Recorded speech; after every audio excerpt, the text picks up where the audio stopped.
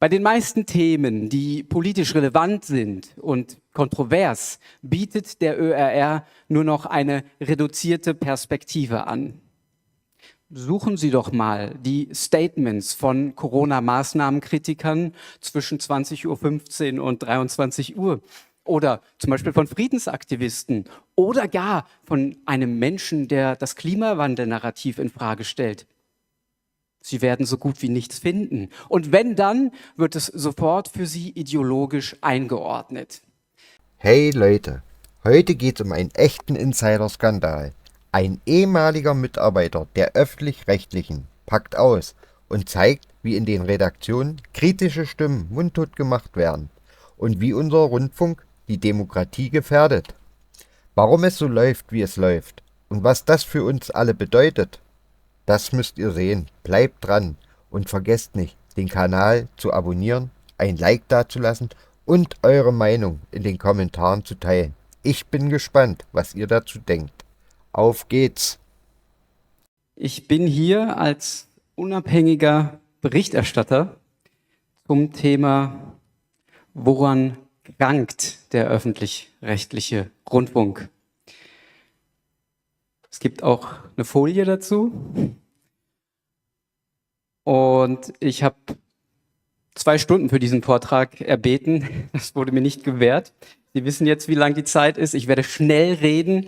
Aber bei 2 Stunden hätte ich tatsächlich alles aufzählen können. Aber hier muss ich fokussieren. Das heißt, ich werde nur die Leiden ansprechen, die den größten Schatten haben. Das heißt, die Dinge, die im öffentlich-rechtlichen Rundfunk und auch in der Öffentlichkeit eher nicht thematisiert werden. Das wäre einmal der Mangel an Meinungs- und Informationsvielfalt. Das ist der Mangel an respektvollen Vorgesetzten. Und mit Respekt meine ich Respekt vor den Gebührenzahlern, Respekt vor dem Medienstaatsvertrag und Respekt vor den Mitarbeitern. 3. Punkt, Mangel an Neutralität. Das Mittel zur Genesung oder die Mittel wären Transparenz, Kontrolle und Bürgerbeteiligung. Ich hoffe, dazu kommen wir dann noch in der anschließenden Diskussion. Da werde ich jetzt meinen Fokus nicht drauf legen. Die Rolle des öffentlich-rechtlichen Rundfunks und seine Stellung ist bedeutend. Es gibt einen Zusammenhang zwischen dem ÖRR und der Demokratie. Das zeigen mehrere Studien. Hier habe ich mal 3 aufgelistet. Die Kurzfassung. Je ausgeprägter der öffentlich-rechtliche Rundfunk, desto ausgeprägter die demokratischen Elemente in einer Gesellschaft. Klar, Korrelation ist nicht Kausalität. Nee, Kausalität ist nicht Korrelation, Herr Professor Sönnigsen, aber es gibt Zusammenhänge. Und ich behaupte auch das Gegenteil.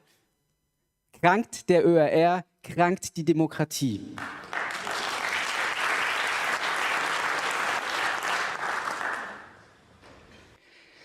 Das Problem liegt nicht in der Theorie. Hier sehen wir den Medienstaatsvertrag in seiner jetzigen Form. Da haben Sie 3 Paragraphen, in denen wunderbare Elemente zu finden sind, um ein Programm herzustellen für die gesamte Gesellschaft. Da wird die Achtung vor Leben, vor Freiheit und körperlicher Unversehrtheit erwähnt. Es soll journalistische Standards eingehalten werden und auch Objektivität und Unparteilichkeit wird angesprochen. Nein, der Fehler liegt in der Praxis. Bei den meisten Themen, die politisch relevant sind und kontrovers, bietet der ÖRR nur noch eine reduzierte Perspektive an. Suchen Sie doch mal die Statements von Corona-Maßnahmenkritikern zwischen 20:15 Uhr und 23 Uhr oder zum Beispiel von Friedensaktivisten oder gar von einem Menschen, der das Klimawandel-Narrativ in Frage stellt. Sie werden so gut wie nichts finden. Und wenn, dann wird es sofort für Sie ideologisch eingeordnet. Ich habe es selber erlebt. In den Anstalten wird auf optische Diversität großen Wert gelegt, aber es herrscht weitestgehend Konformismus im Denken.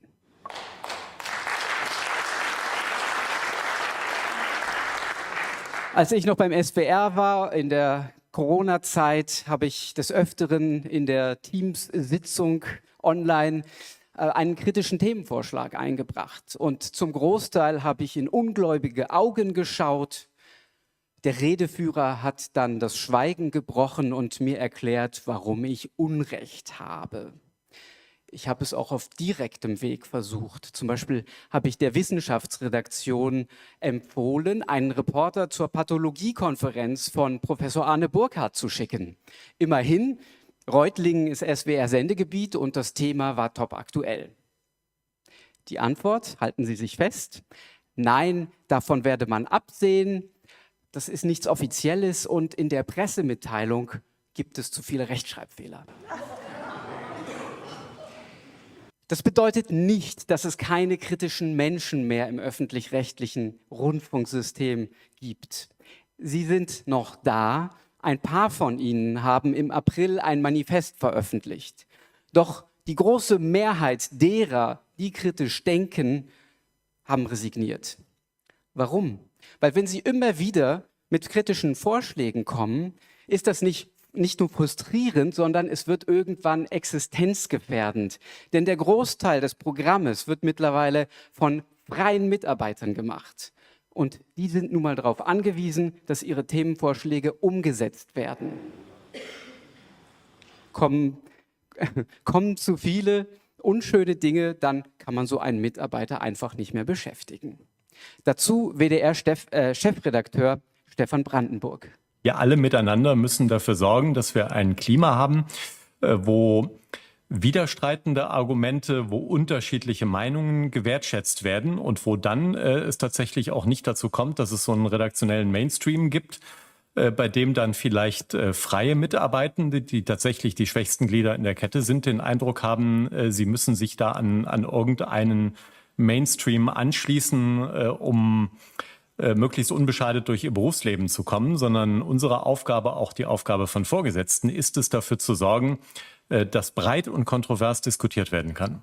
So. Dann würde ich mal sagen, machen die Führungskräfte im ÖRR einen schlechten Job.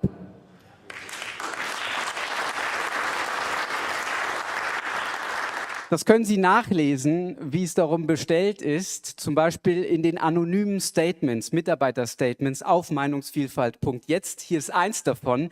In unserer Redaktion wird bei Sitzungen nicht darüber geredet, wie wir die Menschen mit unserem Programm möglichst vielfältig informieren und verschiedene Ansichten präsentieren können. Nein, es wird darüber geredet, wie man ein Ereignis mit Hilfe von Experten einordnen kann.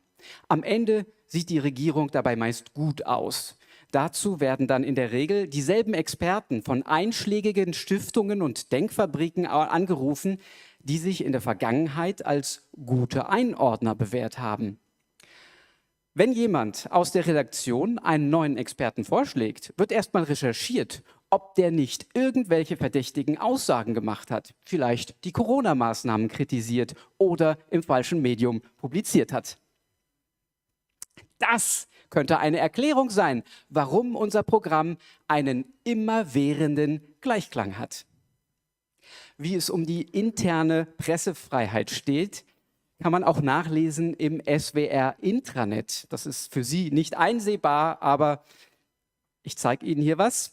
35% der freien Mitarbeiter sagen, ich habe meine Meinung innerhalb der Redaktion nicht vertreten, aus Sorge, es könnte sich negativ auf die Vertragsverlängerung auswirken.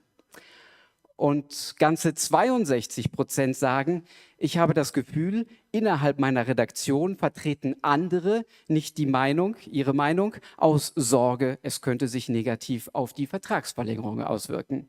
Und ein anonymer Mitarbeiter stellt die Frage, wie kann es sein, dass genau die Menschen, die die Kernaufgabe dieses Unternehmens bewältigen, am prekärsten angestellt sind? Daran krankt der ÖRR. Und wie die Meinung der Mitarbeiter zu ihren Führungskräften aussieht, das zeigt auch der NDR-Klimabericht. Da geht es um das Arbeitsklima im Norddeutschen Rundfunk. Zusammengestellt wurde das unter Leitung von Dr. Stefan Reimers. Er ist Theologe und Mitglied im NDR-Rundfunkrat. Der Tenor des Berichtes ist eine Mischung aus deutlicher Kritik und versöhnlichen Worten. Es gibt Zitate, die zeigen, wie besorgniserregend und verbittert die Stimmung an manchen Orten im Norddeutschen Rundfunk ist. Viele Mitarbeitende haben kein Vertrauen in die Geschäftsleitung. Die Führungsschicht ist abgekoppelt und lebt in ihrer eigenen Welt. Von Avataren der Obrigkeit ist die Rede. Chef wird, wen Chef mag. Unsere Führungskräfte klonen sich permanent selbst. Oder auch die oberste Führung sendet, ohne zu empfangen. Was die Führungskräfte hingegen sehr gut können, ist die Verhinderung von Diskurs. Ich habe Ihnen 3 Beispiele mitgebracht. Das eine ist hier ein 30-seitiger E-Mail-Austausch von Mitarbeitern aus dem SWR mit dem Abteilungsleiter der Abteilung Wissenschaft und Bildung. Und dieser Austausch ist auch ein Beleg dafür, dass es nicht darauf ankommt, wie sehr man intern im ÖRR miteinander kontrovers diskutiert, sondern es kommt darauf an, was von dieser Kontroverse dann auf dem Bildschirm und in den Lautsprechern landet. Es ging um Nebenwirkungen und um die Frage, wie sicher die Impfung ist. Zeitpunkt Anfang 2022. Die Mitarbeiter haben Dr. Erich Freisleben und den Datenanalysten Tom Lausen in die Unterhaltung mit eingeschaltet. Beide hatten sich zu dem damaligen Zeitpunkt schon intensiv mit dem Thema beschäftigt.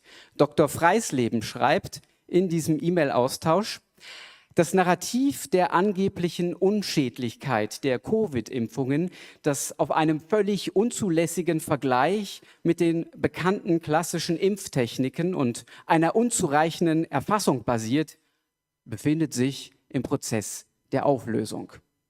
Nicht so im SWR. Der Versuch der Mitarbeiter, das Thema ins Programm zu bringen, scheiterte. Ich erinnere an den Zeitpunkt, Anfang 2022. Das heißt, wir befinden uns in der Hochzeit der Debatte einer Impfpflicht, einer allgemeinen Impfpflicht. Ich nenne das Diskursverweigerung.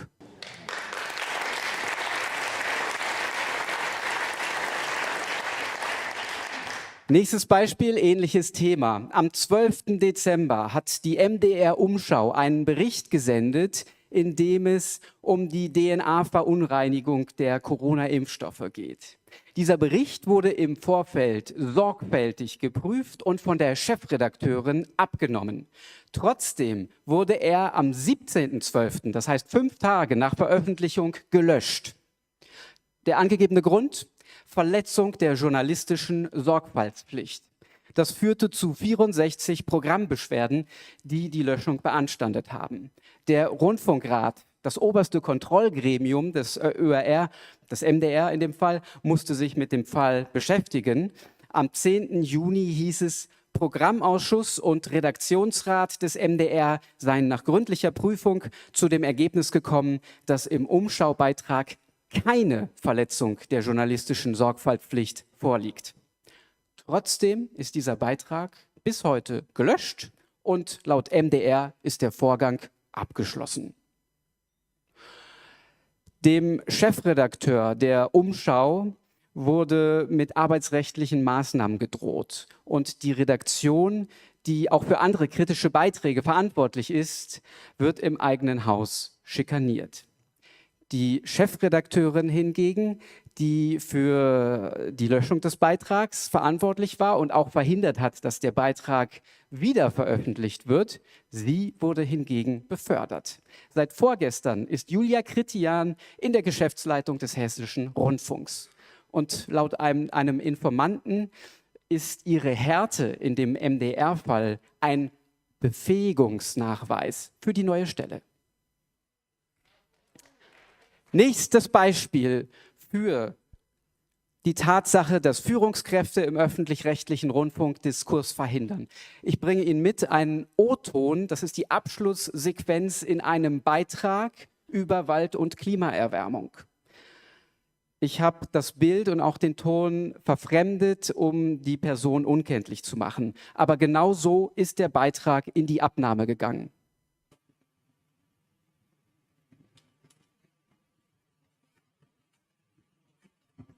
So ist das immer in so einem Ökosystem, gibt es immer ein Yin und Yang, ein Für und Wider und auf der langen Sicht betrachtet, letztendlich muss man sagen, also lange Sicht 100 Jahre, gleicht sich das wieder irgendwie aus.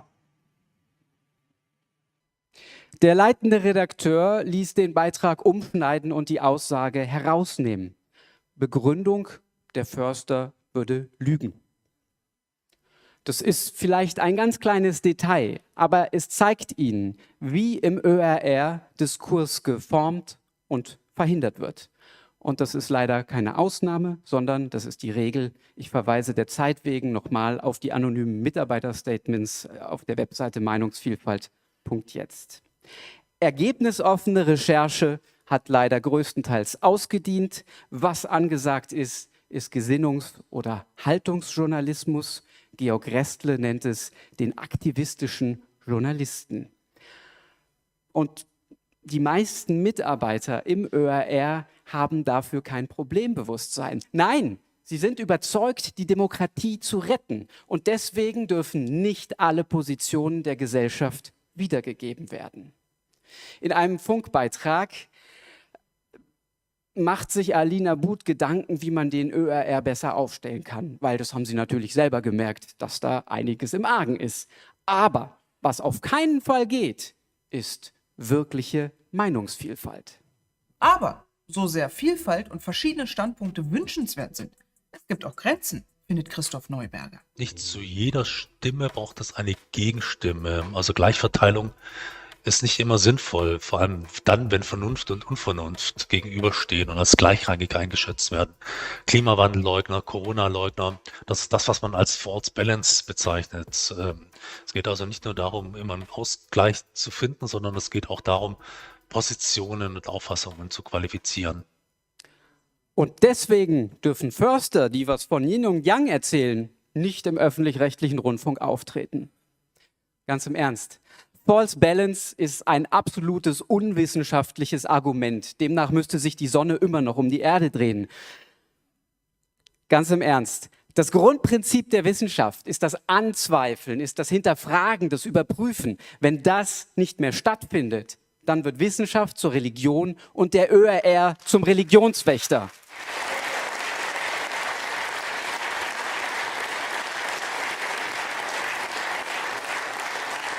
Abgesehen davon steht es im Medienstaatsvertrag, dass die Abbildung von Minderheitenmeinungen festgeschrieben ist und stattfinden soll. Außerdem, dass der ÖRR Vermittler ist zwischen verschiedenen Strömungen in der Gesellschaft. Bei Habermas oder Gedermer heißt es, die Wahrheit ist nicht das Eigentum des Einzelnen, sondern sie entsteht im Dialog zwischen gleichberechtigten Partnern.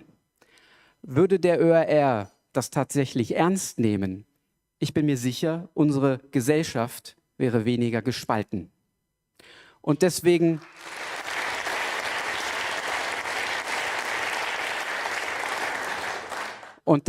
appelliere ich in diesem Hohen Haus an alle Parteien, wenn ihnen der Zusammenhalt der Gesellschaft etwas wert ist, demokratisieren Sie den öffentlich-rechtlichen Rundfunk.